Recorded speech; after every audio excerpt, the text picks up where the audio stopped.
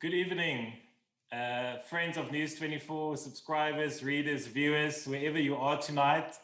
I hope you are not in the dark with your candlestick, but that you still have some battery power left to join us for the next hour.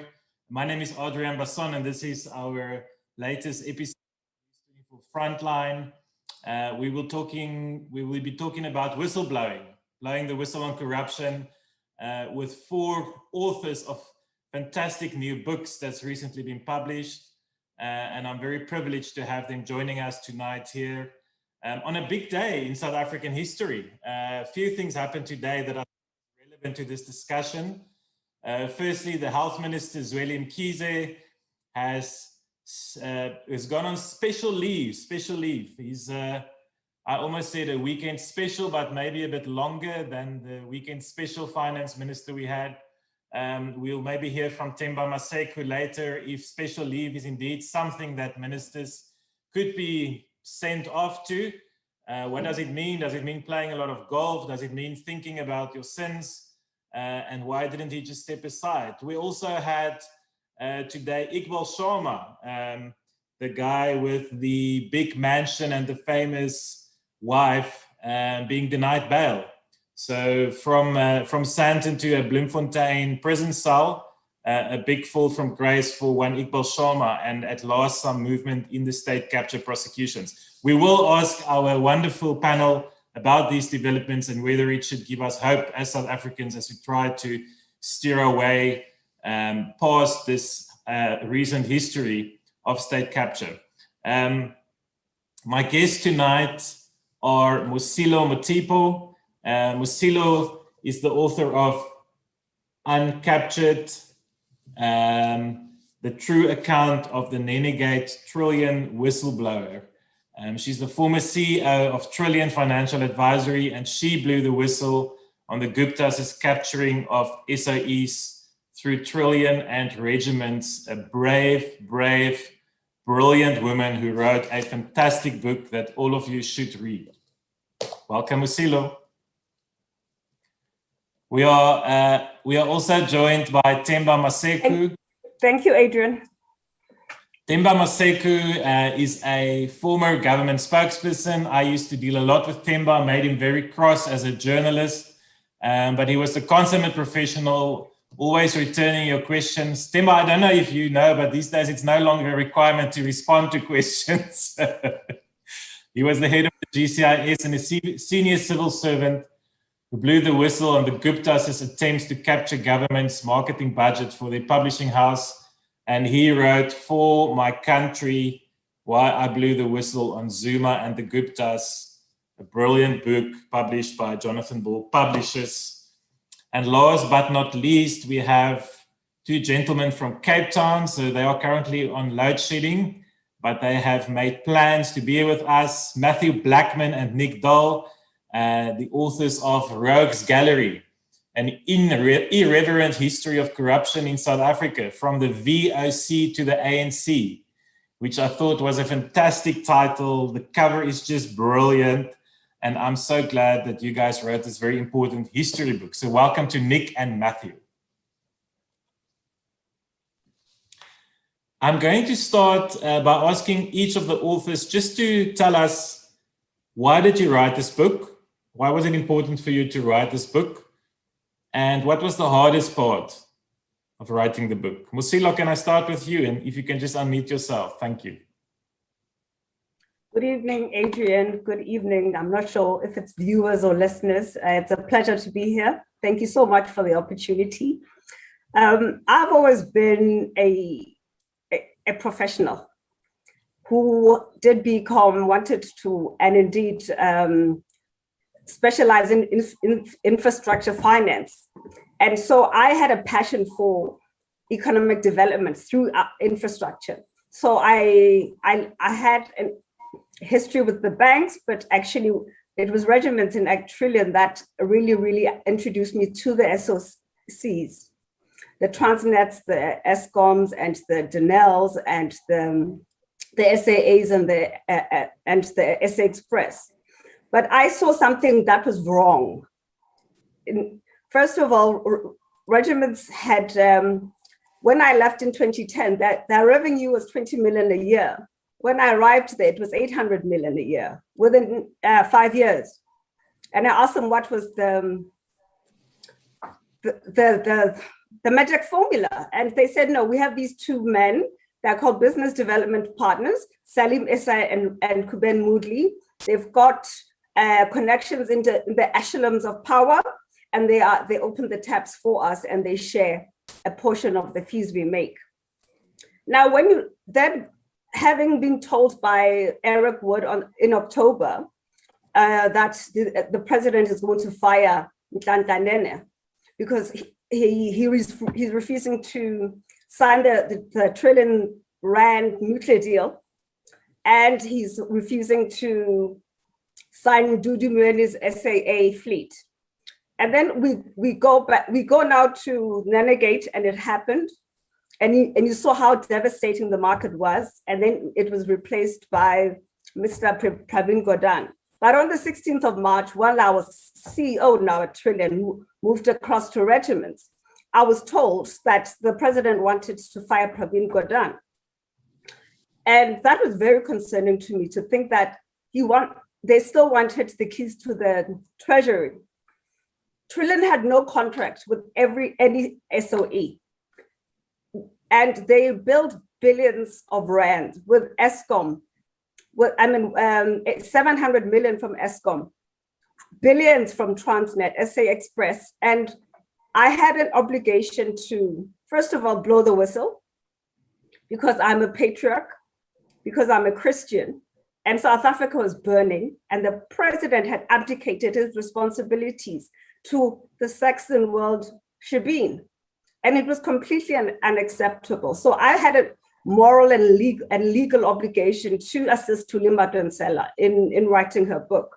In writing her State of Capture book, report. Why I wrote the book? I went through hell, as you know, and we'll discuss that in a little bit later. I went through hell, 2 years of unemployment, 9 criminal charges. I was unemployable for 24 months, and I just saw the worst of humanity, but I also saw the best of humanity. And I decided to write a book in 2020 because I asked God what was the purpose of that book or of the journey. And he says, write a book about the strength and the resilience of the human spirit, irrespective of every single shot they threw at me. It didn't stick. And today, as you can see, I'm healthy, I'm working. You read my book, you'll hear about how Rob Schluter assisted me at MTN, how my bank canceled my bond, miraculous things. So I've seen angels and demons on this earth. And I wanted to share my story of faith, but also to tell the inside of what happens in those boardrooms. Thank you so much, Mosilo. Before I go to our next author, just a reminder to all our participants, our News24 subscribers who are attending this session tonight, you can ask us questions. You can post questions by hitting the Q&A button at the bottom of your screen, Q&A, and you can type your question, and I will gladly ask them to our participants if they're good questions, but I know you're going to write good questions. Themba Maseko, why did you write a book? We were always the ones writing books and you were the ones criticizing us. Why did you write a book, and what was the hardest part? Just unmute yourself, please. Adriaan, thank you, and good evening to all the participants in the webinar.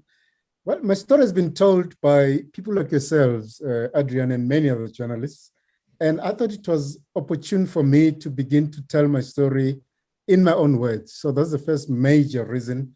Secondly, in most revolutions and struggles, participants in those struggles rarely write and tell their own stories about how they participated in the struggle and how the struggle actually impacted on them as individuals. So that was the second major reason. The third major one is people don't know why I blew the whistle. So I wanted to give a short history of my struggle life and why it became very difficult for me to be part of the criminal enterprise, which was led by the Gupta family, assisted by the president of the party and the country at the time. So I thought it would be important to know, for people to understand why it was necessary for somebody who to this day still call themselves a child of the ANC, decided to blow the whistle. And I thought the history would be very useful for people to understand. And lastly, I wanted to also communicate a very important message to future generations, especially young people, to understand why it is important to become a public servant. And being a public servant, you have to serve with integrity and not become a public servant because you want to become an instant millionaire. Unfortunately, what we're beginning to see now, which is a very, very wrong message being sent out by many of our leaders, is that the quickest way to become a millionaire is to become a public servant in the form of being a minister, a mayor, a premier, an MEC, et cetera, et cetera. And that's a very negative message. And I wanted to actually put that issue out there. Issues that were very difficult for me to write about in the book was the fact that I was, for the first time after more than 30 years, reflecting on events and activities that impacted on me that I'd never dealt with. I mean, the death and the killing, for example, or the murder of Becky Mlangen, as an example, is one thing that had a tremendous impact on me as a person. The fact that I was one of the few who arrived at his house to find his lifeless body lying there with the head blown off. It's something that impacted me. I was a youngster then, but I never thought about it for more than 30 years. And as I was writing the book writing process became very therapeutic for me, because I was then able to reflect on how that event affected me and how it shaped me to become who I eventually became. And for example, Adriaan, I could not even remember the funeral. I mean, I was one of the organizers of that Beggy's funeral, but in writing the book, I could not even remember where we buried Beggy. And that's why I thought it was so difficult for me to actually reflect on things that actually happened to me. I obviously go into a bit of detail about my mother's death, the fact that I was in the country hiding from the security police, and I had not seen her for more than 3 months until she passed away. So it was the first time I actually was able to sit down and think about those moments when I heard that she had passed away. And those were two examples I could quote about things I found most difficult to write about. Writing the book in the middle of the night, I also felt my eyes getting wet because I just couldn't deal with the pain that was hidden right at the back of my memory. And it's very lonely, right? It's only you and the laptop. That was just me and the laptop, and the rest of you were fast asleep. I wrote mainly 12 midnight and 6 o'clock in the morning. So that was maybe the four of you are all awake, so you can keep the WhatsApp group for tonight for your next book, and you can share your pain of writing at night. Nick Dall, why did you guys decide to write this book? Yeah, so I mean, thanks for having us. I feel quite honored to be in the company of Mosilo and Themba. We don't have any stories of bravery like they do. But the reason we wrote our book was that we were just sort of sick and tired of hearing people at braais or birthday parties or wherever saying that what was happening under Zuma would never have happened in the past, that it was completely unprecedented, and that someone who had done what Zuma or the Guptas had done in a previous era would have ended up in jail. And we knew enough to know that that wasn't true. We'd read about Cecil Rhodes, we'd read about Adriaan van der Stel. We knew there was plenty of skeletons in the apartheid closet. But so we decided to just sort of start digging and see how far we got. And we dug all the way back to 1652. We would have dug further if there'd been written records, but that's as far as we got. And we found that basically this country has had a hell of a lot of corruption over the years. There have been periods that have been slightly better and periods that have been slightly worse, but it's never gone away. On the plus side, there have also been whistleblowers throughout.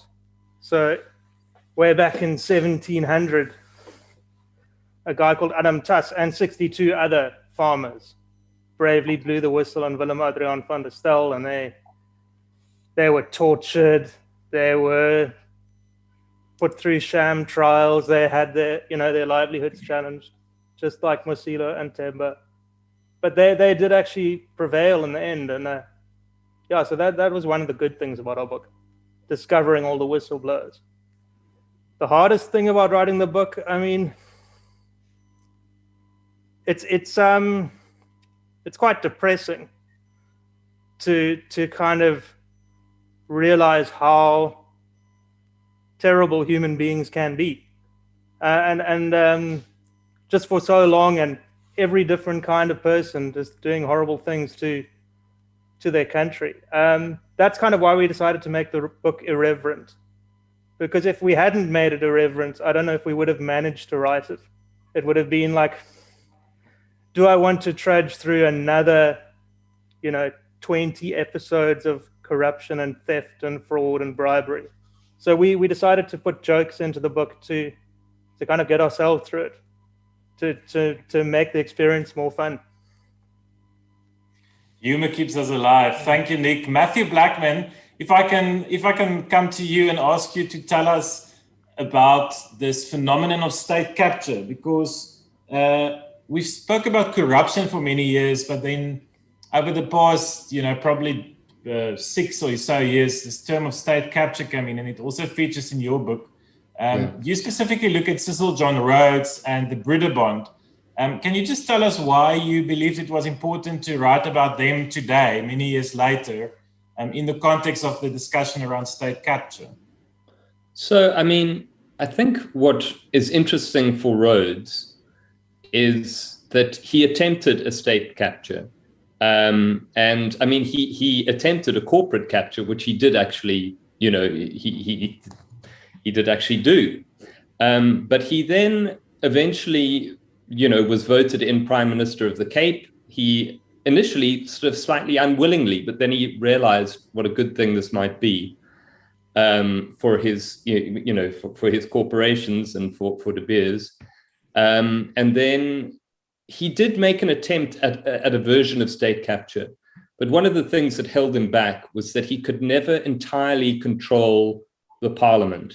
There were always other people within the parliament whether they were liberals or whether they were members of what was called the Bond. And he had to actually concede certain things to these people. So he could never entirely, and they generally speaking objected. So one of the first pieces of tender fraud in kind of South African history was something that occurred under Rhodes, and it was called the Logan Scandal. And it was about the tender on to do with food and beverages on the railways. And there was a guy called James Rosinis who discovered what was going on, that Rhodes and his mates were just handing it over to their friends for 18 years. And there were processes in place. You could only ever hand a tender over to anybody for 5 years. It had to go through a process, a vetting process, just like our vetting process. So, there was that. But as far as so Rhodes, in some ways, wasn't entirely successful at state capture. But one group of people that really were very good at state capture was the Broederbond, essentially. And it was a kind of slower process, I guess, than many people think of it as. But I mean, the initial move in 1948, when the National Party won the election, was to get rid of all the civil servants who spoke English. And they just absolutely, within four or 5 months, they had literally, shredded the civil service of anybody who spoke English, and they, gave golden handshakes and just like absolute. And essentially that was a state capture, a kind of classic state capture move. Again, they had to move slightly more slowly than maybe Zuma did, because they had a lot more sort of political parliamentary pushback because they didn't have complete control of the parliament. But then, then they started putting their own judges in and, pressurizing these judges to make decisions that aligned to their politics. And I mean, if ever there was a state capture move, it was definitely, the Broederbond. Perhaps the distinction is between Zuma and the Gupta state capture is that the Broederbond was a larger organization and they had to please a lot more people. There were about 10,000 of them. And when you've got 10,000 people to please, it might not work, as sort of narrowly, I guess, as the Zuma years have. But essentially, by the 1970s, they had performed the move of state capture, not unlike the one that we see now. Themba Maseko, you grew up in the ANC, in the armed struggle. You're ANC, I think you called it earlier, a child of the ANC. And obviously, it wasn't a surprise to you, and it won't be a surprise to you to hear that the colonial governments were corrupt, the apartheid government was corrupt and self-serving, and that system of tender corruption was very much solidified during those years. Was there a point in recent history where you started to realize that maybe your own organization had fallen into some of these same traps that had happened before? You're just on mute, Themba. It's taking a while to get used to this technology. Look, I was in government since started off as an MP in 94 and then got into government in 1995. And I must say, in the generation, my generation of activists who became public servants, we were all driven by a vision to transform society. So there was a vision to make sure that we put every minute of our lives in the public service, serving the public, being loyal to the Constitution and the country as a whole. So there was a lot of hard work. But I think that as time went on, we started seeing reports, and credit goes to the media or journalists such as yourselves, who started exposing elements of corruption. But at the time, I would say in the first 10 years of democracy, a lot of the cases were individual tender fraud cases taking place. Well, of course, there was the arms deal debacle that also was uncovered by the media, which was in itself an indication that, in fact, unless something drastic was done in terms of putting controls within the state apparatus, things could go wrong.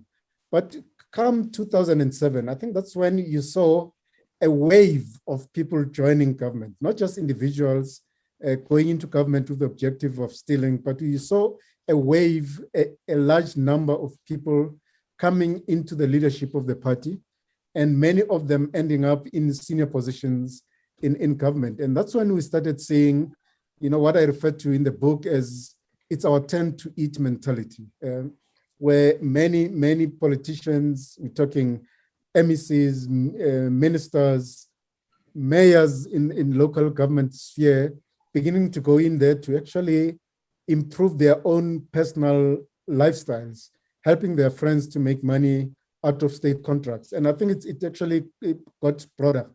Many of us talk about corruption at national level.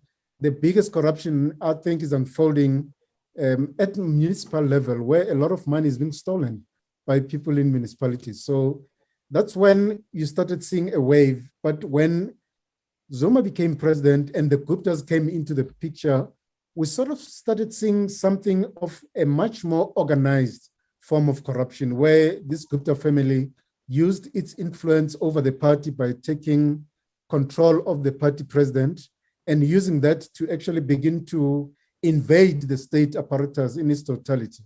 They were moving into provinces, moving into national departments, they moved into state-owned enterprises, and that's when it became corruption of a grander scale. It became much more organized, it became much more deliberate, and what that led to is a situation where people in the civil service begin to see that, in fact, their leaders were engaged in corrupt activities and they were not being held accountable. And that's when we started seeing elements of corruption seeping deeper and deeper into the system, where people in the lower levels of the system began to see corruption as a way of stealing public resources. So bribes were being paid, and bribes became the order of the day. And that's when I think the wheels started turning off, because now you started seeing money that is meant for service delivery ending up in the pockets of politicians and their friends. And I think that's when the wheels came off. Themba, when Jacob Zuma was elected in December 2007 at Polokwane, that was 3 years after Shabir Shaik was found guilty of corruption and fraud. And I mean, by then, as you know, a lot of information was already in the public domain for at least 3, 4, 5 years. Yeah. Jacob Zuma's links to corruption, how he allegedly took bribes from the French arms company Thales, etc. From where you're sitting and your perspective on things looking back and while you were writing this book, why did the ANC, in your view, put up with Zuma for so long? Why was he accepted, even with this tainted cloud over his head that introduced this era of our term time to eat, as you described it? I think historians will research this and write more about it in future. But the sense one got was that Zuma won the elections using a victimhood mentality, where he was saying Thabo Mbeki's presidency was using state machinery to actually punish him. And that got him a lot of sympathy and support from the grassroots level. But then you had a generation of people who joined the ANC for the sole objective of actually becoming multimillionaires. So a crowd of people who were corrupt saw Zuma as an ally. And remember, during Thabo Mbeki's time, many of these leaders were already existing, but outside of government. Because, for example, if you take Magashule, Mbeki refused to actually support his nomination as premier, because he said leadership positions in government should not be given to people with suspect histories and people who are suspected of actually being corrupt.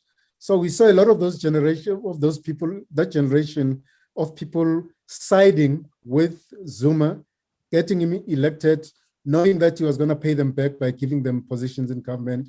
And that actually did happen. They got into government, and once they got into government, we saw a groundswell of members joining the ANC, even at branch level. And the perception that was beginning to emerge was that Zuma was victimized, et cetera, but people saw that as an opportunity to take over the ANC, and wrong people ended up in leadership positions within the party, and they made sure that Zuma became a very strong, powerful leader. And let's accept it.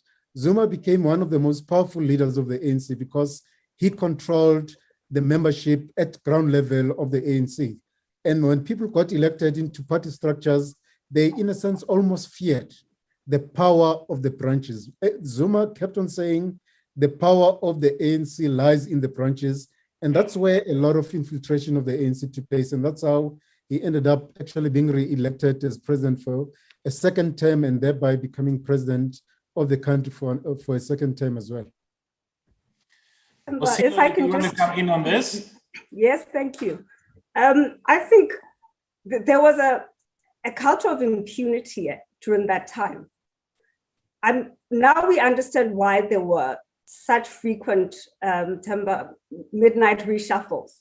We find out that certain ministers refused to work with the Guptas. For example, Nhlanhla Nene, and he was removed.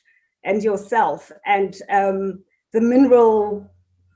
the energy and mineral resource department is the center stone of our heartland. But an unknown MEC from Bloemfontein in agriculture became the minister, so that he can facilitate the Guptas getting coal deals at Eskom and buying Optimum. So it was. And I think there was also an element of fear. And Themba, I think me and you, we don't understand this. People had lost that revolutionary spirit, that if I'm now used to this level of comfort, and if I say no, then I lose all the luxuries of being a minister. And I think I still have to understand greed. Me and my psychiatrist will have to deal with that, because I just saw people, and I would say politics of the stomachs. Everybody was in for themselves and their friends, and the country was going down. And that was, I would say, within the DNA of the government and the ruling party. Mosilo, I want us to touch briefly on something else. You were in business. You were a very senior executive in business. You were the CEO of a company. And we often, we talk a lot about government state capture and corruption, which of course we should, but I think we talk less about private sector corruption and how private sector suits enable corruption on their part. Now, whenever one talks about business ethics, there's always a sense that it's a gray area, and there's a lot of things that happens in business that are just not criminal, but they are still legal, and that is the test, At what point did you realize, okay, this is now a criminal enterprise? Is there something that happened, or is it a feeling that you got? How did it work? I think after Nene, I didn't get it. When now McKinsey decided not to work with Trillion, and Eric Wood and Mr. Anuj Singh said, no, we'll find a way of getting Trillion onto the database. And till this day, they paid Trillion 700 million without a contract. And you ask yourself, why would a chartered accountant allow himself to do this? And I think maybe the media, where there's a corrupter, there's a corruptee. So McKinsey paid back the money, but McKinsey is now saying we didn't know. How could they not have known? And they think that them paying back R1 billion is a form of reparations. It's not sufficient. And I think there was a campaign by Open Secrets to hold the private sector, the Bains, the McKenzies, the law firms that facilitated these transactions, the banks, the net banks of this world, the Bank of Baroda. And I think the private sector doesn't get a lot of coverage in terms of corruption because it's private shareholder money. So it doesn't necessarily affect the public. But I think now where you have a McKinsey dealing with an ESCOM, then you forgive McKinsey, and within 30 minutes, we're going to have load shedding. We are still having those issues. McKinsey still has those partners.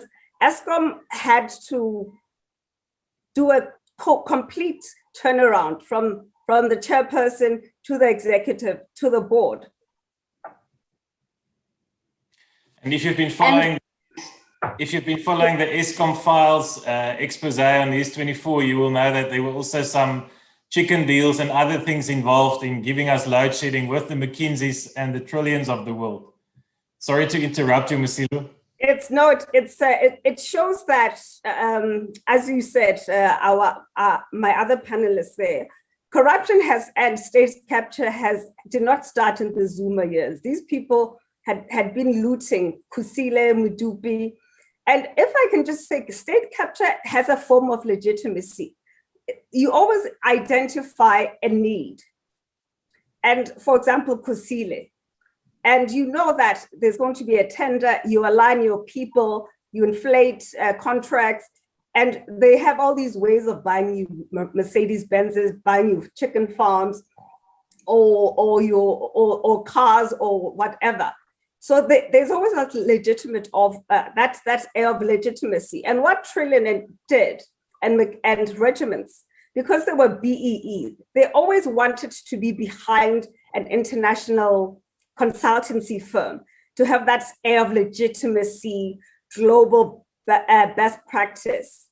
And I saw that the Trillion was an enterprise of corruption and racketeering within 2 months of me seeing contracts being forwarded for unsolicited proposals at Themba. I'm sure you know what this is. You just propose and then 2 days later, you get an invoice, you send an invoice of 44 million, and then 4 days later it's paid. So and then also another point is, and I credit to the media, there was on the late March 2016, Amabungane and Mail and Guardian had this spider web of which ministers are associated with each Gupta member. And I remember filling in the blanks, saying, no, Stan Shane should be here. Mark Paminsky, who was sitting next to me, should be on this side. And I realized I was part of this racketeering, industrial, grand scale looting, and I would have no part of it. So I left for the first time in my life as an executive, earning such a high salary, and because I tried to raise concerns, but of course, how do you raise concerns when you are fighting the highest office of the land?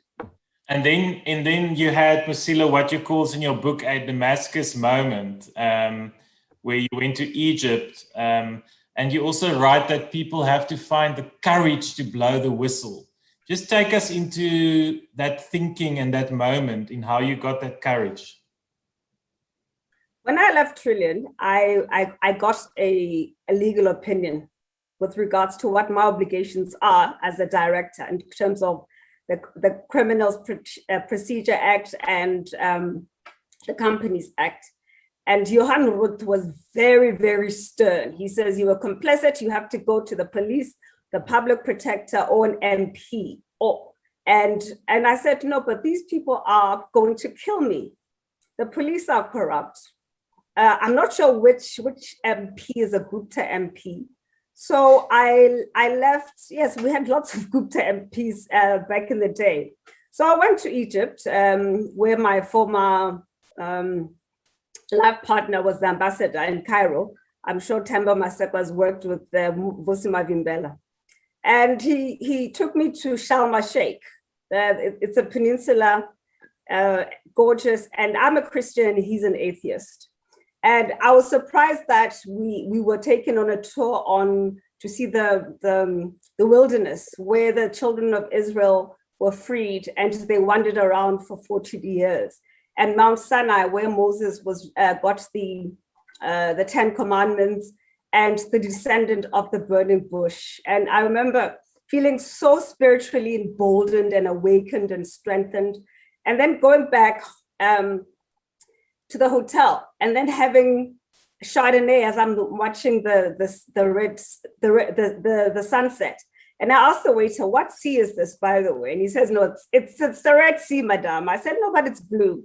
So those who haven't been, disappointment, it's the blue sea. And I said, this is where my Lord parted for the children of Israel when pharaohs were behind them. So I asked myself, God, how will history remind me? Remember of me?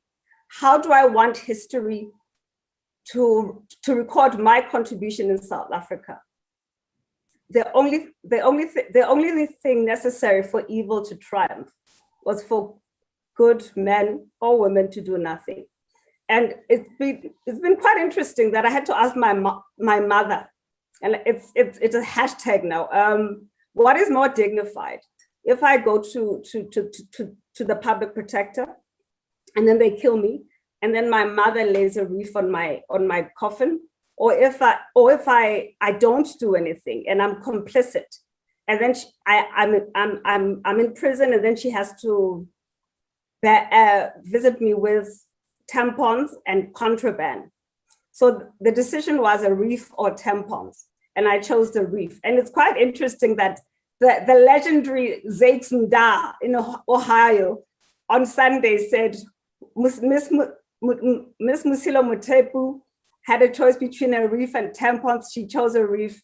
Good choice, Mosilo. So everybody who didn't read the book was quite lost as to how they. So it was my mom. To read the rest of that story. Yes. I want to come to Nick. Nick, there's a fascinating story in your book, your Matthew's book, about what you could title Nkandla version 1.0, which we now call Vergelegen. Can you give us a very brief summary of that story and the similarities in opulence, I guess, by state officials and politicians? Yeah. I mean, you remember what a big saga Nkandla was, and everyone thought it was unprecedented once again. Well, got news for you. There was an Nkandla in every single chapter of our book, and that's 13 chapters. And I mean, Boris Johnson's got an Nkandla now. So, but anyway, Nkandla 1.0 in 1699, Willem Adriaan van der Stel, who was the governor of the Cape, or it wasn't actually the Cape, it was the company outpost. The first thing he did was he gave himself vergelegen. He was only allowed to own enough land for like 1 cow and 10 chickens or something. But he gave himself vergelegen, which was what is now Vergelegen, what is now Morgenster, what is now Lourensford, what is now the town of Somerset West, and the Hottentots, Holland. So there's just enormous tract of land. And then he used company slaves, labor, seed, livestock, whatever, to just establish this enormous estate, by far the biggest in the country, build this magnificent manor house. The only thing it didn't have was a fire pool. So he had this huge flourishing farm. It was producing by far the most wine. It had 22,000 head of cattle, acres of everything. And this is where the difference with Nkandla comes in, because Nkandla wasn't really producing much for Jacob. It was just an ill-gotten residence. So this is the perfection of Willem Adriaan's plan. He's producing all this massive produce, and he's the only customer. He's in charge of the company that is the only customer for this produce. So he then bought all the produce from his farm at prices that he determined. So it's this perfect loop. And he didn't pay for any of the input costs either. So it's just mind-boggling. Yeah, but I mean, they got rid of him. The farmers who farmed next door to him just basically couldn't make a living. They got so gutful that they plucked up the courage, like Mosilo and Themba. They wrote a letter of complaint, smuggled it onto a ship that went off to Amsterdam. And eventually, I mean, after, you got to read the book to hear what they went through, but they did actually have the last laugh. I want to take some questions from readers. So let me just see here. Hello, Helen. Nice to see you. Bate Maine is asking Mosilo and Themba. Maybe Themba, I can ask you to take this one. How did you weigh options of blowing the whistle and risking your lives? A lot of people go through similar experiences to yours, although on a smaller scale, but are afraid to do the same as you did, to blow the whistle. Most are afraid to lose their jobs. If I can just say that I had reconciled with death. So that's why I'm saying that was the cost I had to decide, hence the wreath or the tampon. So I knew that where I'm going may possibly result in me dying and my mother laying a wreath on my coffin. Yeah. So that was the extent that I had to go to. Adriaan, the risk of becoming a whistleblower are quite huge. I must confess that when I made the decision, my story is, first it was defiance. Zuma calls me and says, help the Guptas. I go to the Guptas. They demand 600 million rands of government budget, and I refused to be part of that enterprise. Then it was defiance. Then later on, as I'm watching what was going on and realizing that, in fact, there was grand scale corruption beyond just GCIS communication budget, then I said, because of my history and the fact that so many of my fellow comrades and friends had lost their lives for this struggle, this kind of corruption amounted to betrayal of the dreams and hopes of millions of South Africans. I decided I was going to speak out. I will confess that at the beginning, I never thought about the risks. I never thought about the implications, the social, financial, and psychosocial implications of making this decision. But it's just a decision I had to make, and I made that decision. And I started realizing what the implications of that decision were. But it was tough. And I understand that it is important for South Africans to know what whistleblowers such as Mosilo and I and many others have gone through.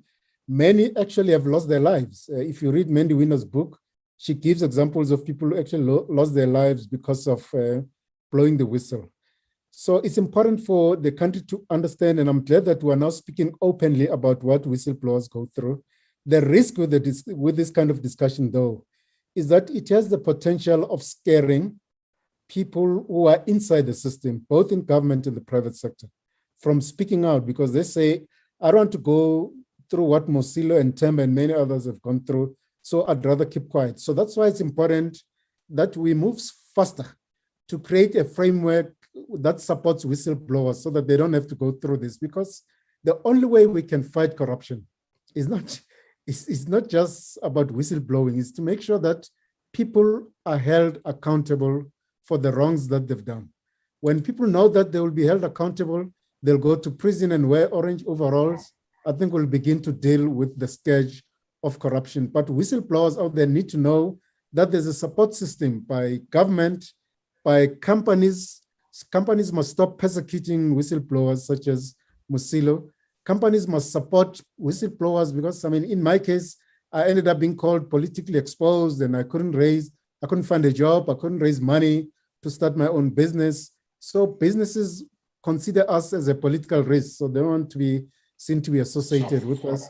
There's a lot of psychosocial support that needs to be given to whistleblowers. So NGOs and civil society organizations must actually step up and find ways of supporting whistleblowers to make sure that the culture becomes widespread of whistleblowing. But whistleblowers need to talk to each other too, because what I'm finding is that we don't share experiences. I thought I was suffering alone. A lot of the pain that I felt, I only discovered in my conversation with Mosilo 3 weeks back when she told me what she was going through, and I read her book. And that's because we'd never shared experiences. So whistleblowing, yes, is a very lonely place, but it is in fact very fundamental to be done if we want to stop the scourge of corruption that's eating away our society and turning us into a banana republic.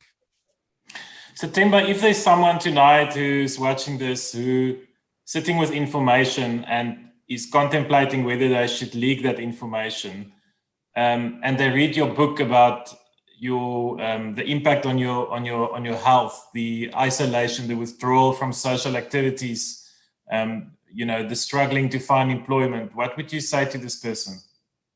Look, the point is that at least for now, we are able to talk about it openly.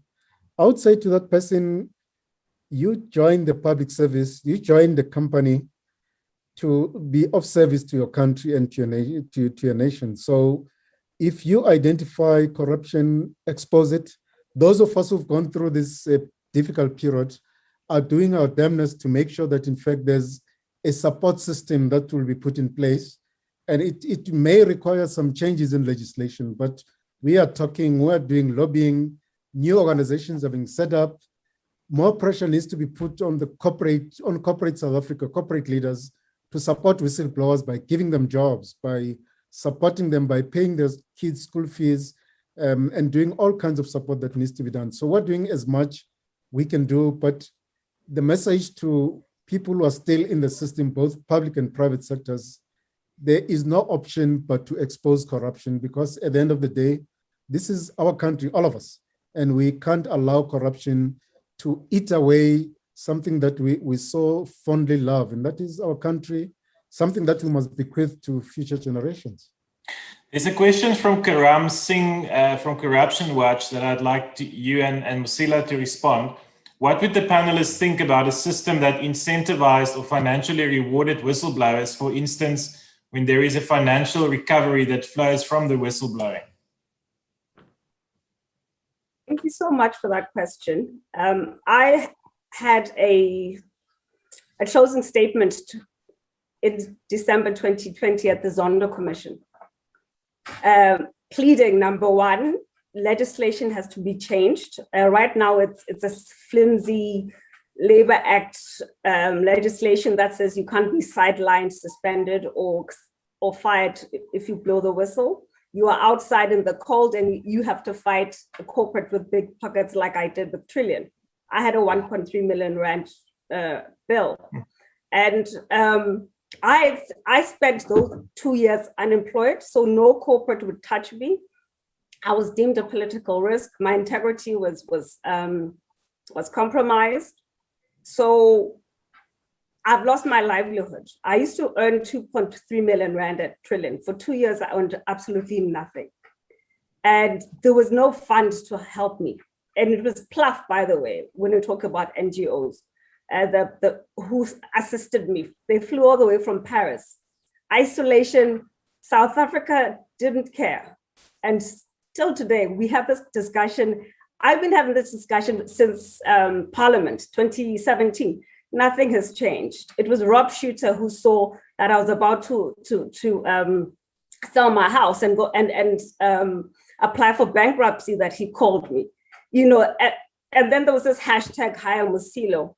But I asked Zondo, Deputy Chief Justice, we need to have a system where you protect, like a Chapter 9 institution, like that, like America, where you have protection with regards to legislation. So there's no, I had 9 criminal charges. I had 2 civil charges. The PDA didn't protect me. So we need that kind of protection, physical protection. Themba, me and you, people ask us, where are your bodyguards? The state doesn't care.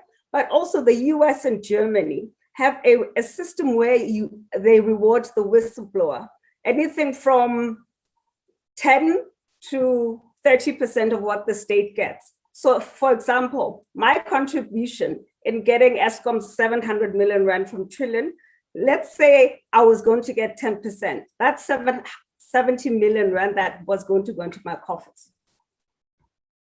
So I support it. And I'm not saying it because we want to be rewarded. The fact is we lose our livelihoods. And the fact that we say no, not in our name. And if it wasn't for us, the state would not have recovered the funds. So I fully support it. Themba? I mean, in my case, I've not earned a salary since 2011. So whenever I try to look for funding, I need to provide proof of income, and there's no such thing I can provide. And I know we're running out of time.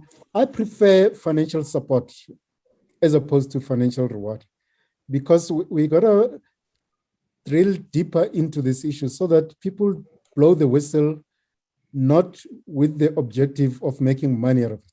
We must do it because it is the right thing to do.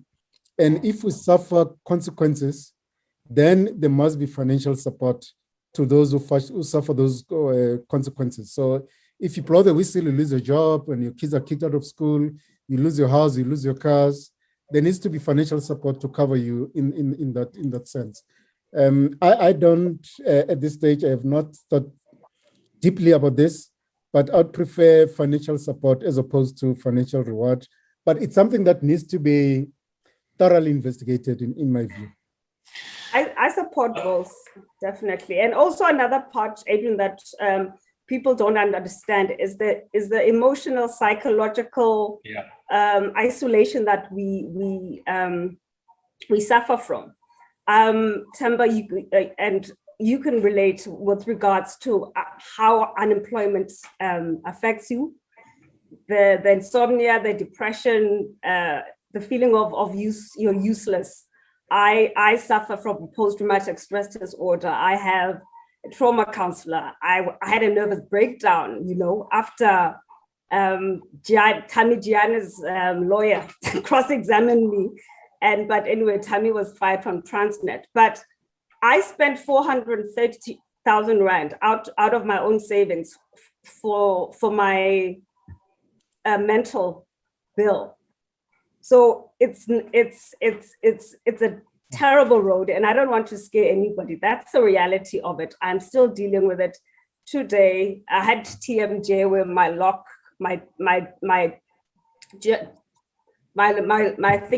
jaw locked, and I have to wear night brace. So it's reward, it's well-being support, and it's also the emotional, like social workers, psychologists, and medical support as well, because stress and trauma does have a devastating effect on the body, mind, and spirit. And Themba, there's a message from Palesa Morudu to both of you. Thank you. Well done, Themba and Mosilo. You are so brave, and the country owes you a lot. And I think we all agree with that sentiment. Just one or two more questions from readers. Our time is running out because load shedding is starting at 8 o'clock for most of us. Donovan Pretorius is asking, Themba, can I put this to you again? Are we winning the battle against corruption? I think it's going to take many, many years, maybe even decades. Yeah, thank you for the question. I think that the fight against corruption has begun, and there are good signals that, in fact, those who are responsible for corruption are being held accountable. The fact that assets are being seized as we speak is something that we need to look at. Oh gosh, that's it. Hello?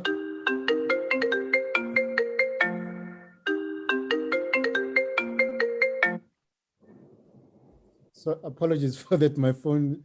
Maybe there's been another arrest, Themba, that you've been called about. Yeah, just very briefly, I think we're making progress. There are good signs. The fact that the NPA is now stronger, better organized, and starting to charge people. The fact that the Hawks are being strengthened, because that's key. That's fundamental. The fact that we have a Secretary General of the ANC now being suspended. The fact that we have a minister who's being put on leave as we speak tonight. It's clear signs, and these are important signs because it's beginning to send a message that people are being held accountable.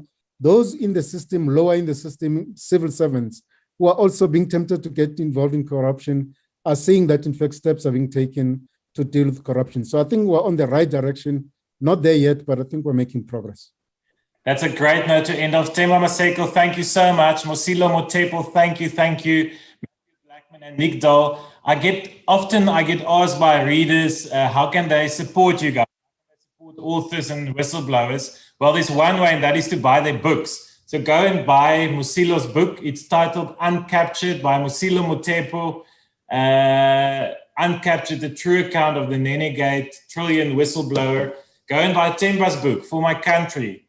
Why I Blew the Whistle on Zuma and the Guptas by Themba Maseko, and go and buy Nick and Matthew's book, Rogues Gallery, an irreverent history of corruption in South Africa from the VOC, in Afrikaans pronounced as POC, to the ANC. Thank you so much for joining us tonight. To all our viewers, to all our panelists, and join us again next time. Thank you for being with News 24 tonight. We will continue this discussion on News 24 for subscribers. Have a good night and good luck with load shedding. Bye-bye.